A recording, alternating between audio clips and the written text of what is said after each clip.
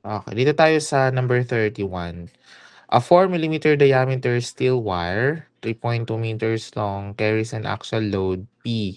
Find the maximum safe value of P if the allowable normal stress is 280 megapascal and the elongation of the wire is limited to 4 mm. Use E equals 200 gigapascal. So, yung hinahanap dyan is the allowable value of P. Dalawa yung binigay na safety net. Yung allowable stress at saka yung allowable deformation. So, hinahanap natin yung value of P. The technique is to solve for both, then later decide which of the two values ng P yung magpe-prevail. Based on the allowable stress na, ano ba yung allowable stress natin? 280. The formula from stress is equal to force over area. Nire-write lang natin to P is equal to stress times area. Then, plug in lang. Diba? 280 yung stress, then the area, that's pi over 4, 4 mm. Kasi given naman yan. Solve ka ng force, that is 3,518.584 in Newton. That is not yet the final answer because dalawa nga yung criteria na binigay ng problem. So, isosolve mo rin yung value ng P based on the allowable deformation. Yun na naman the formula for allowable deformation. That's PL over AE. Plug in lang.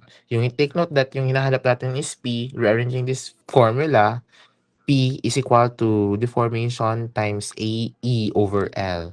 So, plug in mo lang, then the value of P is 3,141.593 Newton. Dalawa yung answer natin.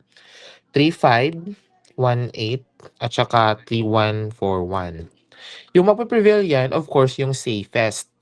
Pag sinabing safest, yun yung pinakamaliit. Kasi, sabihin natin, based on the allowable stress, yung kaya ng system is 3,518. Based on allowable stress. So, kaya niya until 3,518. Pero based on allowable deformation, yung kaya niya lang is until 3,141. So, pag ito yung kinuha mong value ng P, okay siya based on allowable stress. Pero, nag-fail na siya dito sa allowable deformation. So, ibig sabihin, the value of P could not be greater than 3,141. So, the value of P should be 3,141.593 Newton. That's why that's the answer. The least between the two. Dito tayo, madali lang to.